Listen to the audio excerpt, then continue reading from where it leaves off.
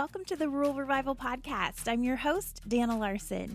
This week we're with Greg Roskos and Rob Grover of Winghaven Pizza Farm in Galesville, Wisconsin. Greg, who grew up always in the kitchen, and Rob, who was looking for a way to bring a new kind of business to his family farm, put their entrepreneurial minds together and created Winghaven Pizza Farm, where you'll find stone-fired pizzas, local beer and wine, live music, all on the family farm. We're talking about the importance of supporting local businesses in our rural communities, what it means to have a seasonal business, and creating a new experience for this fifth-generation family farm. So here we go with Greg and Rob. Okay, well, we're here today with Greg Roskos and Rob Grover of Winghaven Pizza Farm in Galesville, Wisconsin. Greg and Rob, thanks for being on the podcast. Thanks for having us. Yeah, thank you. We're really excited. Me too. Well, let's start out by having you tell us a little bit about you. You are both originally from the Galesville area, right?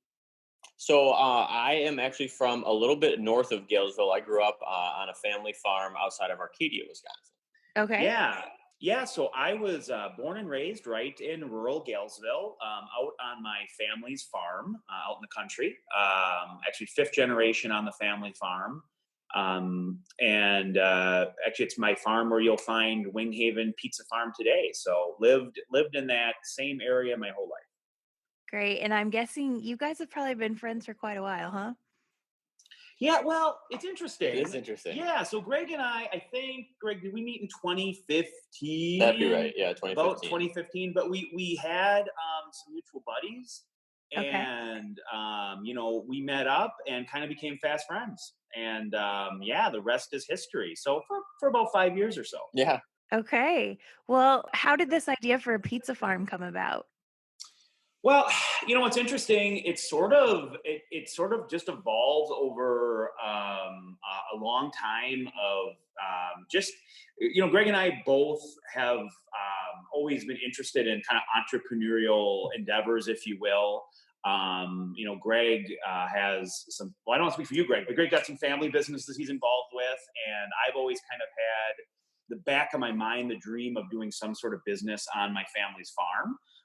Something egg related, something where we could really highlight the beauty of the valley. We're in a gorgeous dead end valley in the drift list area. And I think just over time, what started out as casual conversation, maybe almost kind of joking around a little bit about it, sort of morphed into could we do it? Well, other places are doing it, and then morphed into, well, let's sit down and actually put some numbers together and see how it could work. And then, morphed into actually saying, hey, let's jump into it and try to make it happen. And the rest is, like I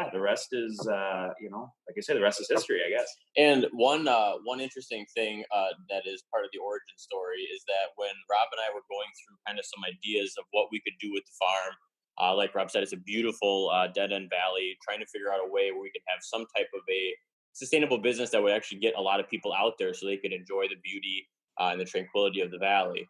And so we had talked about doing, different types of things, but really centered on the pizza farm idea. And when we were going through that, the very early stages, then I had actually put together a website and gave it to Rob for his birthday and said, hey, this is my concept a little bit based on what we've been talking about. And then after that is really when we started doing the serious conversation about building a business plan and trying to figure out, what happens next. So it's been a fun adventure, that's for sure. I love it. So you kind of sold him on the idea through a website. Yeah, well, I think, I think we both really thought it could happen, but then when Greg put the website together, it's like, that makes it a little more real. And then, from that, we were both able to kind of give it more headspace as well, so, I'll add too, kind of on my end, at the time I was working as a corrections officer for the Trumbull County Sheriff's Department in the jail. It was a job I really enjoyed. And at the same time, I probably was getting a little burned out from it. It's intense work working up in a jail.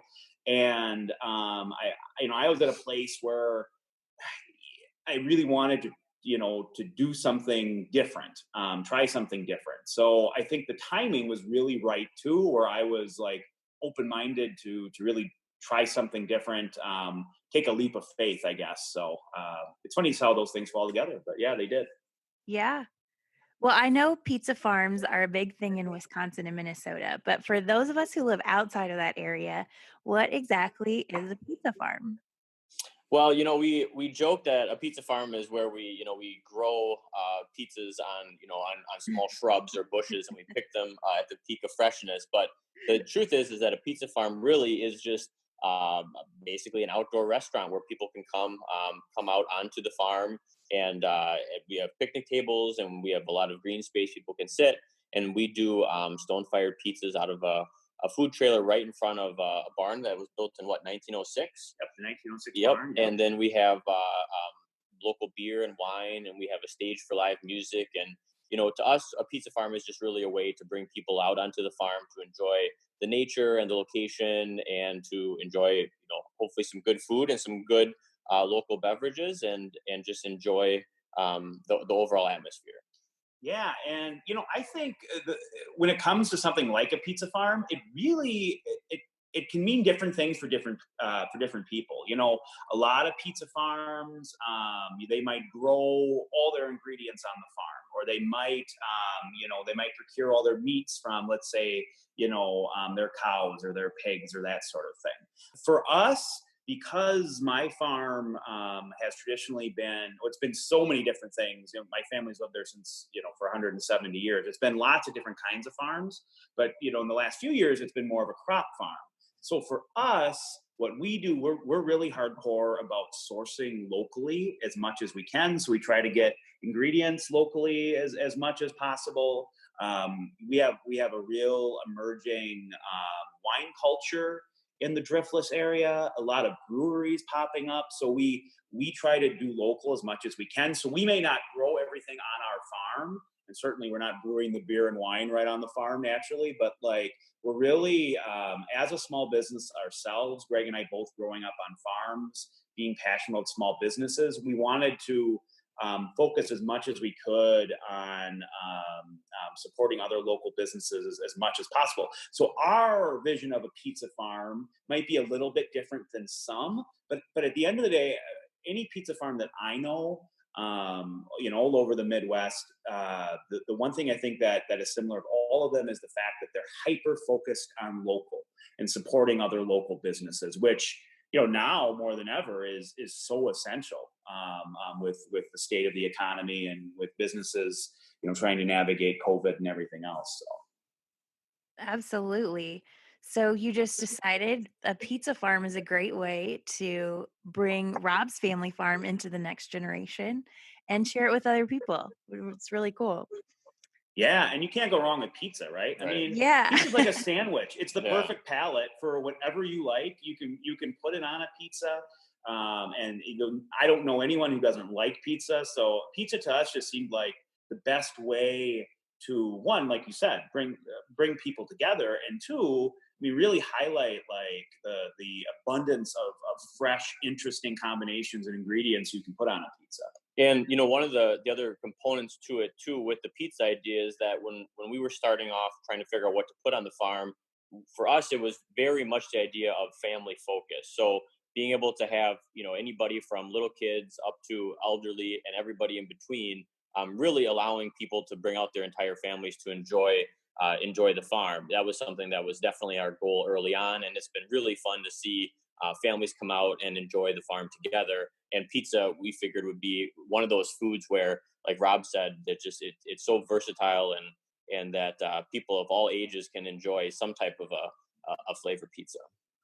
yeah. And I should say too, Greg, maybe you want to talk about the fact that food's really important to you, and that we didn't just say oh, let's do a pizza farm without any thought on the passion of making food, right? So I love food, Greg.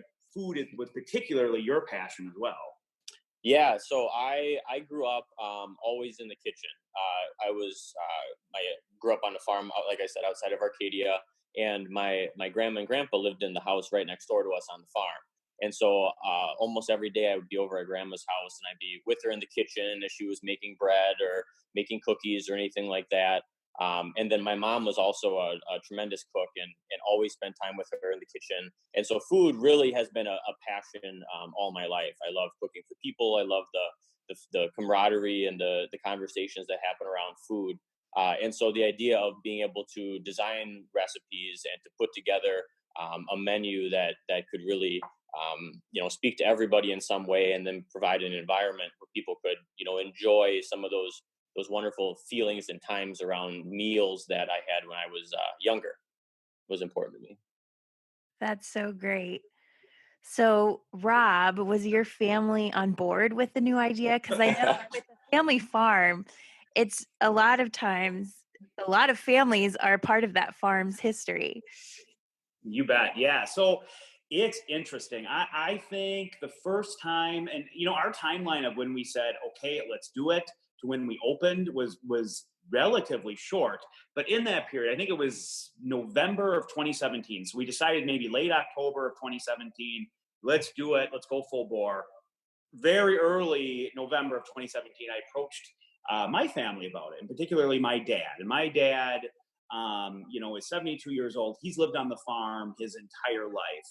And he was very skeptical, frankly. And I think the rest of the family was really skeptical too, because again, the concept of a restaurant on the farm, a pizza farm, I think it really seemed alien, and it seemed a touch far-fetched. But I will say after maybe a few weeks, a month of bringing the idea again and talking about it, the family really got on board. My dad now, from going from, I think, being skeptical of whether it could work or not, I mean, he's been invaluable in helping us since. He's not only a farmer, he's an excavator, so he's got heavy equipment that can move dirt, which was really important. He is a master plumber, so he's been very helpful with that. He's a master electrician as well. So, I mean, he saved us probably tens of thousands of dollars just helping us with projects and that sort of thing to get the farm up and going. But it was at the beginning a touch of a tough sell. I think a lot of my family was, and I don't blame them, was, I'll believe it when I see it. So then when we came to them and we showed them that, like, hey, we've got a really organized business plan. We know what we have to do. We know what the aesthetic we want, and this is how it actually can not only open but work and hopefully thrive. People, where the family got really excited, and now, I mean, everyone's basically full bore. Where most members of my family that live on the farm are very much involved, including now my stepmother is one of our main bartenders. My younger sister, she serves as our general manager, runs a lot of the day-to-day stuff with the pizza farm. So it took convincing, but once they saw that we had a plan together, the family got really excited about it. Now even the extended family is pretty excited about it. So it's probably one of the crazier things in the 170 years of being on the farm that my family's done. But people are pretty jazzed about it now. So. And the thing that I'll add, just from my side, being somebody who did not grow up on the farm, but kind of came in as part of this business, is it's been so fun to see how Rob's family has just embraced it. I mean, this is like Rob said, a big change, but it just seems like the family has really come together, and it's been so fun to see everybody just get excited about it. And you can really tell anybody you talk to that's out on that farm that's part of the Grover family. You can tell that there's that long-standing passion for the farm, and that really that cherished feeling of being able to do something on the farm. And really the Grover family right now is like my extended family. It's been fun to get close to them over the last 4 years that we've been in business. Oh, and I know my family feels the same way about Greg. So that's awesome. Well, and you mentioned this a little bit, but Winghaven is a name that has been a part of your farm for generations now, right? it has, yeah. So in the 1850s, when my great grandpa came, he came from New England, and the family had apple orchards there.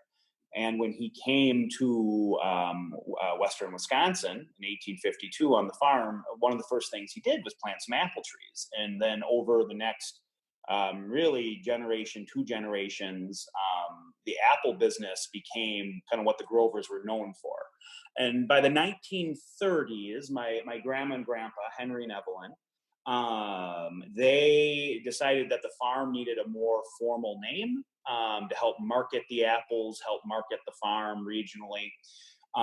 So they decided to go with the name Winghaven. So where that comes from is my grandparents were really enthusiastic bird people. They loved watching the birds. I remember Grandma and Grandpa could tell you the name of any bird that you'd see out about on the farm. And if geographically we're right on the migratory bird path, being not so far from the Mississippi River. So in the spring, the traveling birds would come and they would nest in the trees. So it would become a haven for birds, or a winged haven. And that's stuck with it ever since. The orchard, we ceased orchard operation, I believe, in the very late 60s is when that sort of phased out. But the Winghaven name has always been attached to the farm. And then when Greg and I were kind of throwing around ideas for what to name Winghaven, it was the natural choice. I mean, it's both a deep history on the farm, and it's kind of beautiful too. It's non-typical. So yeah, it's a lot of tradition of the Winghaven name. And there's an old farm, or an old sign on the farm right now that says Winghaven Orchard, and that was something that we saw, kind of how that was designed, and just kind of the look of it, and it just seemed like, we definitely knew we wanted to do something that honored the history of the farm, and it just seemed like the natural choice. Plus, it was just a little bit of a unique name, and so it's fun to have that as part of our history now. Yeah. So once you guys decided to open, how did you get the word out?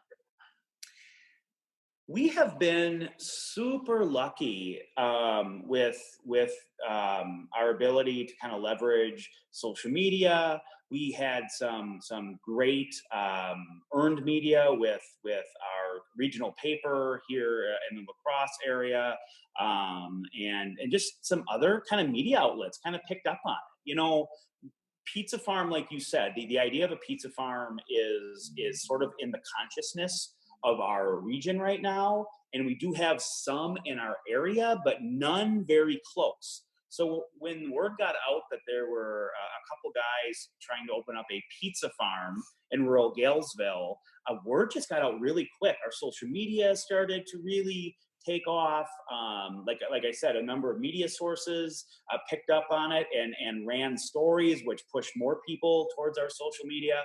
And here's the thing: we started to advertise and talk about Winghaven months and months before it ever opened. I think we opened up our Facebook page like in February of 2017, and we never served a pizza until September of that year. But we were constantly putting content out there that was really interesting and compelling, and showing folks what we were doing on the farm to get ready for this. And it just took off. So we've been blessed by, again, the local media that's picked up on it, how social media, how it's really taken off there. And also I just say too, Greg and I, we were kind of, our families are long established in the community. And I think that doesn't hurt either. In a rural area, especially, I mean, faster than the internet is people chatting and gossiping about what's going on around town. So I think that probably played a piece of it too. Yeah, the word of mouth component for us has been huge, and whether it's just because it's an interesting concept and people are talking about something that's different, or for us, hopefully people come out and they have a really good experience with their friends or their family or whoever. And then they go and they tell people, and they share us on their social media, or they talk to other people and say, hey, we should go do this new thing this weekend. And the other thing I'll add is that Rob is a whiz on social media, and so that's been it's been fun to see how engaged people have been with like our Facebook page, and a little bit newer our Instagram page, and just kind of see people are reminiscing about their farm when they look at some of our pictures, or if we post something about a new pizza or something like that, people get excited and they want to talk about it. And so that's been very fulfilling to see just kind of the conversations that do happen both online and in person about our business. And I think too, when we were trying to open up, even though Greg has been involved with some family businesses before and has a great business mind, there were some new challenges I think neither one of us were expecting that popped up, and we were really honest with like our social media audience about like what was going on. You know, one big thing was our food trailer. So we had a custom built food trailer that we use, and we expected it to be done maybe in June, maybe early July. Well, the thing didn't get delivered to us till about September. So like, you know, that really pushed us back in terms of being able to open and all that. And there was just other things, other challenges that pop up when you're trying to start a business in an area that, you know, I've never had one before in terms of like on the farm, you know. Because we were really open and honest with our social media audience, I think people sort of invested in the story. You know, they sort of were rooting for us, which we can't thank them enough for that. And I think that just added to the buzz and to the people getting engaged and sharing what we were doing. So good. And Greg, I have to imagine you had a lot of fun coming up with the menu. Yeah. I love cooking. I love experimenting with food. I'm the type of person who, wherever I go, well, Rob and I are both that way. Wherever we go, it's we want to try something new and something different, and kind of see what people have been able to create with different combinations of food and ingredients. And so when we were starting with the idea and putting together the business plan, we obviously wanted to, kind of solidify a good menu. And so in the early days, it was Rob and I buying a bunch of ingredients and going into my basement of my house and experimenting with different pizza toppings and trying to perfect kind of what our recipe was going to be, because that really just it becomes a part of our identity, and we wanted to make sure that was as top notch as we could be. So yeah, it's been a fun process, and even since then, you know, one of the things that we do every year since it started in our second year, is that we try to do a new specialty pizza each month. And so just kind of interesting concepts or just things to try on a temporary basis. And so that's been a lot of fun to do, and it's fun to get the staff involved, and Rob's sister Sarah, who's our general manager, then her and I have worked on a lot of custom pizza recipes, kind of for specialty pizzas, and so that's been just overall a lot of fun to experiment. I mean, pizza is one of those things where you can do so much with it. You can try so many different varieties and toppings, and you can really get as creative as you want to be. And so that process has been very enjoyable, and it's fun to just have, you know, staff and customers, taste recipes that we've developed. It's very rewarding, and it's fun to see people's reactions. And what's cool about Greg and Sarah experimenting with all these different kinds of pizzas is that means I get to eat all these different kinds of pizzas. So like Greg said, I'm passionate about food as well. But, you know, really, yeah, Greg and Sarah come up with a lot of really interesting ideas, and I get the benefit because I get to snack on it. So it's pretty exciting. It's a win for everybody. Everyone wins. Yeah. So now you're about 3 or so years in. Have you guys changed a lot of things since you first began? Yeah, so it's our fourth season, isn't it? Yeah, because the first season was just a couple months. Yeah. Yep. It's our fourth season, and our first one during a global pandemic. Yep, first one. So yeah, you know, things have switched up a little bit. It's really interesting. When we first opened, I think, you know, we didn't know what to expect. I mean, we didn't know. We ran the numbers. We knew we could make it a success, but we've been really blessed with people coming out. So we have switched a lot of things up. One big thing is, it may seem strange to say this, but like we didn't really focus at the beginning a lot on live music, and now it's become such an essential part of our business, you know? So what I mean by that is, like, at first we thought maybe we'll have live music every now and then, but we realized, especially in a setting where people are coming way out to the country, especially a setting because we make our pizzas one by one fresh, you know, sometimes you have to wait a little bit because we're not Pizza Hut where we can just chuck them all out. The live music element has been so important. So, you know, in the last couple of years, we've invested in a new stage, which is really beautiful. My dad and my sister actually did most of the grunt work of building it. But so yeah, that's been a big change. And we've really just focused on, you know, how do we make it a really comfortable experience for folks?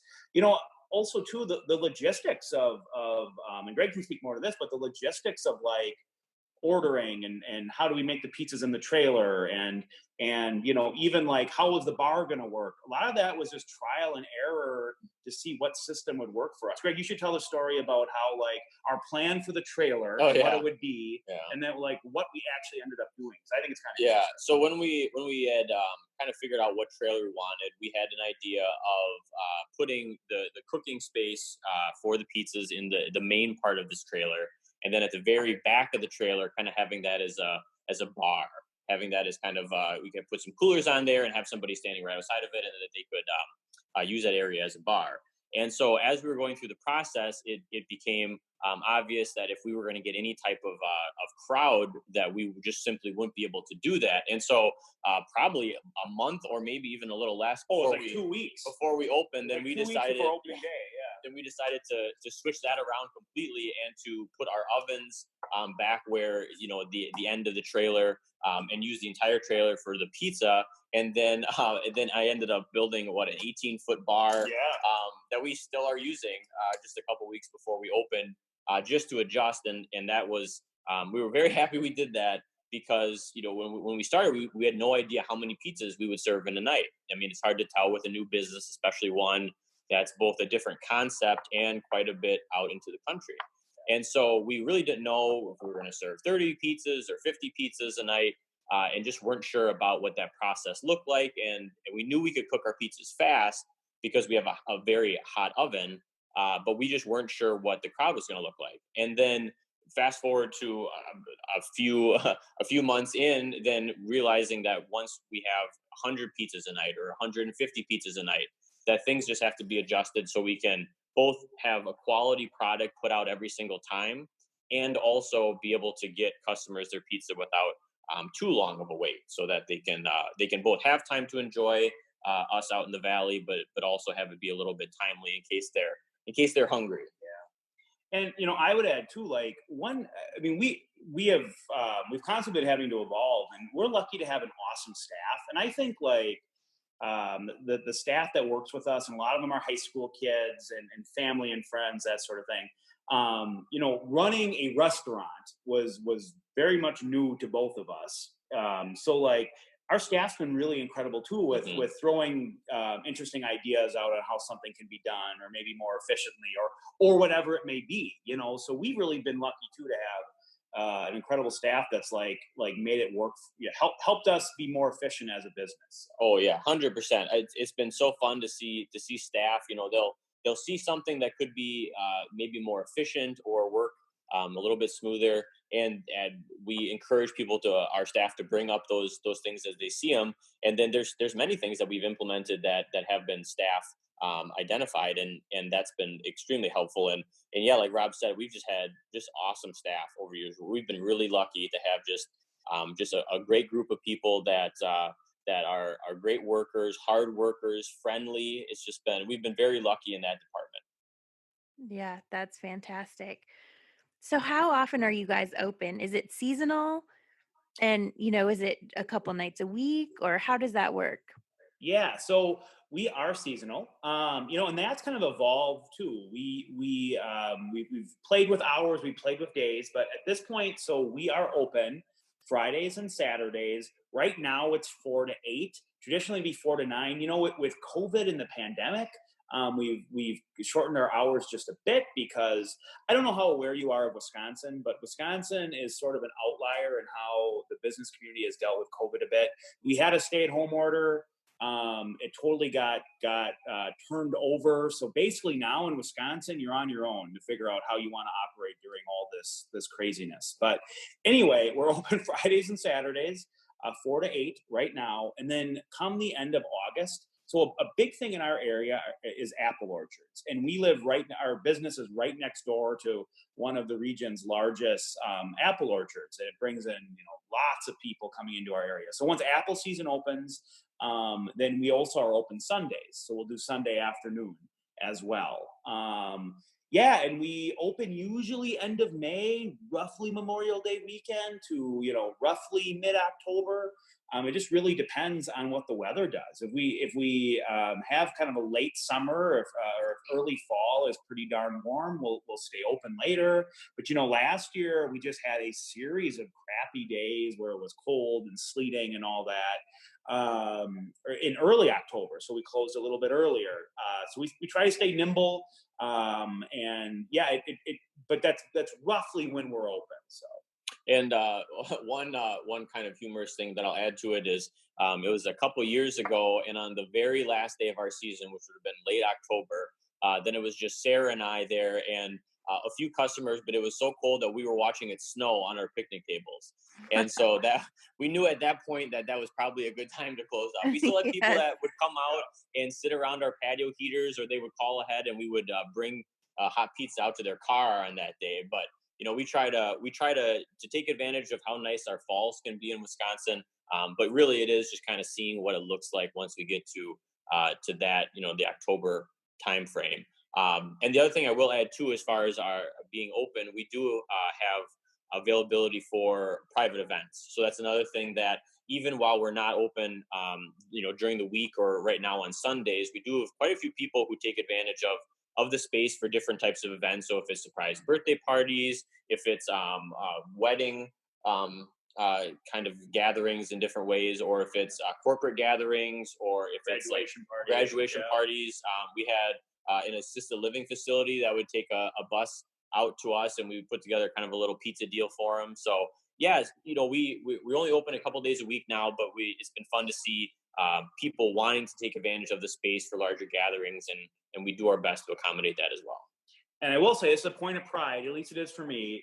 We can have some crappy weather days here in Wisconsin, but even on our hottest days or our crappiest days, we've never been skunked, Greg. That's true. At least one person always comes out and buys a pizza. So you have to have a day where no one comes out to the farm when we're open. That is true. That is a point of pride. Yeah. That's great. Well, what advice would you have for someone thinking about starting their own business after you guys have gone through this journey? And it sounds like maybe other journeys before this with different businesses. Oh boy. I mean, there are lots of things you could talk about. In the most general sense, if you're going to start a business, if you've got that passion in your heart, do it. Do it. Like, I mean, you'll probably never regret it if you sit down and take the time and make a plan and really visualize what you want to do, and mix a dose of reality with a dose of letting your dreams kind of take over. You'll probably come up with something that could work, and expect the unexpected and roll with it. I mean, starting up the pizza farm I always say it's been one of the most gratifying and one of the most challenging things that I've ever been part of, because there was so much unexpected things that popped up, and lots of challenges. And at the same time, it's been so gratifying to kind of get through those challenges and to see the end product, So I would say anyone who's considering starting or opening a business, go for it. Do your homework, plan, but you won't regret it. And also, for me anyway, surround yourself with really good people. I know for me personally, anything that anything I've ever achieved, or anything that I've tried to go after, I've never been able to do it without surrounding myself, and this isn't false humility, but surrounding myself with people who are smarter than myself, or have different perspectives, or are looking at things differently. Because otherwise, you're just you're probably you won't thrive unless you surround yourself with good people. So I know that's all over the place, but yeah, go for it. Do your homework.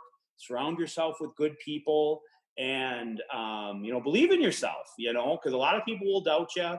I wouldn't say we've ever had doubters, but when you do something different, I think some people are kind of waiting for you to fail, and you kind of just have to ignore those folks and prove them wrong. So yeah, and a lot of those are the same things that I would echo as well. For me, the idea of starting a business is one that that I think that if you really want to do something, and it doesn't really matter what it is in life, but if you really want to do something, you should just figure out a way to do it, because it's one of those things where you don't want to look back and say, I wish I would have tried. And I think that's a big point for us. It was like, there's going to be a lot of challenges, and challenges that we both kind of foresaw, and other challenges that kind of popped up along the way. But just understanding that there will be challenges, there will be roadblocks, but to kind of just keep going, and go with the flow a bit. The other thing too that I would say is with anybody, everybody has their strengths and their weaknesses. And I think that it's important that you kind of understand what yours are, and then, to really have people around you, whether it's people in the community, whether it's a business mentor, whether it's your family or your friends, that you can really lean on for support, for encouragement, for just their energy as you move forward. Because, for us, one thing that I think gave us a bit of confidence with it was just people getting excited about it. When we threw out the idea of what we wanted to do, hearing people get excited or ask questions or talk about how they wanted to try it or how they're looking forward to it, that really gave us energy. And I think that really motivated us to keep going, especially with all the challenges that, any business owner will face, especially in those early years, to just kind of get through those. And there's going to be roadblocks. There's going to be stuff that you don't expect, that you don't plan for. But the big thing is just to go with the flow and keep pushing through and believe in yourself enough that you can get through that, because problems are going to pop up, and that's just part of the process. And a lot of great businesses wouldn't be where they are if people stopped at the first roadblock that they got to. And so for us, it's always been, okay, this is a problem, and how do we figure out how to get around it? How do we figure out a way to prevent it from being an issue again, and then to just keep going? And we're on season 4, and we still have things that pop up that we didn't expect or we haven't seen before, and that sort of thing. This year in particular, every business. And I mean, one thing right now is there's a national coin shortage, which you never, when you're doing a business plan, think about having to figure out how to reduce the amount of change that you use in your cash drawer. It sounds like we're making that up. Yeah. There literally is a national coin. Our bank called us and said, you probably only be able to get a quarter of, literally a quarter, no pun intended, of change usually. So, all right, throw that in there. Yeah. So, it's those types of things where you definitely can't predict everything. This year is a perfect example of that. But, the big thing is just to keep going and to just believe in your mission and what you want to do enough and just keep pushing. So that's what I would have to say to anybody who's really looking to start a business is, just go for it and believe in yourself, and good times will happen. It just takes time. Awesome words of wisdom. Yeah. Well, before we go, I have to have you tell me about Galesville and the surrounding area. What do you guys love about living in this area?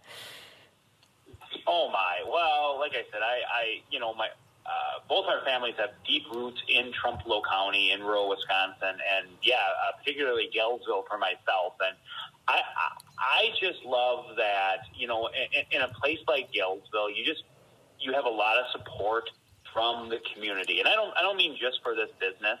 In a rural area, families have connections that go back decades, sometimes a century or more, So I feel like in a place like Galesville, you just got a lot of support, good times and bad, because every family goes through waves of good times and bad. And being in a rural community too, you have less resources. So you really do have to depend on others to have your back and help you out. So just one of the things I really love about Galesville and our rural area. And I'll tell you too, a place like Galesville, there's so much pride in the community. There really is. Galesville has a rich history, like many places do. A history that a lot of people celebrate, a history that, also a lot of people grapple with sometimes, because history can be messy as well. But I think a lot of people have a lot of passion for the history of the place, and they love the community. Galesville is sort of seeing like a lot of I think rural areas, particularly along the Mississippi, they're seeing sort of a renaissance, if you will. We've got more interesting little shops than ever. We have more rural entrepreneurs than ever. People taking a risk, starting their own business, trying something new. Galesville is a great example of a downtown that has really revitalized itself. The city itself invested money in the downtown area maybe 15 years ago, and now we really see a lot of people trying new things, whether it's a hair salon or a shake shop or a clothing boutique or an antique store or an interesting cafe or coffee shop.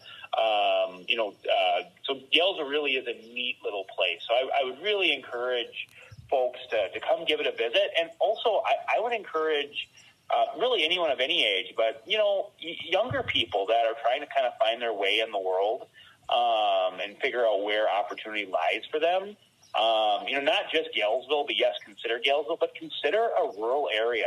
There are challenges that are unique to a rural area, but incredible opportunities. To try something new. There's services that sometimes there's gaps for that need to be filled. And you could really have an opportunity in a rural area that might be different than some other places. So come to Galesville, but really consider a rural area to build your life and raise a family. I love the place. I know, Greg and I are rural people at our hearts, and great to live in a rural area. So good. Well, what's next for you guys and for Winghaven Pizza Farm? Oh my. Yeah, right now, so right in on what is it, July 8th, as we tape this, July 7th, we're taking it day by day. I mean, this global pandemic has thrown so many curveballs that, this season we're still providing an incredible experience, but we're just chugging through like a lot of people are to get through it. But long term, I think we want to just continue to put out a great product, be adventurous with our pizzas. I think we want to look more into, so we have a beautiful barn, but as of right now, we can't do events in it. It needs a lot of work, but that's kind of on the horizon. How can we do more internally with inside the barn, whether it be special events, whether it be weddings, that sort of thing. I think that's coming. And I think we really want to focus on how do we keep, any business has to keep evolving. Every business has to keep doing something interesting, or you won't make it. So how do we continue to have Winghaven be an interesting place for people to enjoy coming out? How do we continue to have it be an asset for the community? So it's been an incredible journey the last 3.5 years, and I think it'll just continue to be that. So that's kind of my thoughts with that. But for me, one thing that I get really excited about, and Rob and I we talk about this quite a bit too, is how much we enjoy supporting other local businesses, which we kind of talked about before a little bit. And for us moving forward, it's that kind of continual exploration, I guess, of what other local places, whether it be for snacks at the bar, or wineries, or breweries, or cideries, or any place that has kind of an interesting product that are locally from the surrounding area. And so I think it'll be really exciting to kind of see how that develops over time. If there are other businesses that come up, or that we can make connections with, that we can feature their product, or at least show their product to more people and expand their audience as well. One thing that we just like to do, or Rob says quite a bit, is, what is it, a rising tide, or how is it saying? A rising tide raises all ships. Yeah. I think we want to be part of what's going on in rural Wisconsin right now, in particular around the Galesville area and in southern Trempealeau County. There's so many interesting places opening up, people trying things. I was talking about that with the city of Galesville, but really it's in other little communities right near Galesville as well. We just want to be part of that. Yeah. We want to be part of sort of a rural revival, you might call it. So we just want to be part of that. Yeah. Awesome. I love it. Well, how do we follow along with everything you guys have going on? Yeah, so we're on Facebook, Winghaven Pizza Farm. Just give us a search there. We're on Instagram, same thing, Winghaven Pizza. And we've got a wonderful website. Luckily, Greg is a whiz with websites, so we've got a really beautiful website as well that you can hop on there. But yeah, just follow us there, and we'd love to have you come visit the farm. And for people listening to this farther out, I mean, there is so much to do in our area. You're coming out to a rural area, but there's so many other interesting things. You really can make a week trip of it, or a long weekend trip even. So we'd love you to come out to the farm. Perfect. And when does apple picking season start? So end of August, probably last weekend of August. Okay. Early September, I think, is kind of what people should shoot for that. Okay. Yeah. Luckily, we have lots of wineries and breweries popping up in our area, and it's always wine and beer season. So, Perfect. Even if it's not apple season, you can come out and enjoy that too. Okay, that's great. Well, we'll be sure to link to that in the show notes, and hopefully I can make it your way sometime soon too. So, guys, thank you so much for being on the podcast. This has been great. Well, thank you. Thanks for bearing with all the technological issues. Yeah, thank you. No, thank you. Seriously.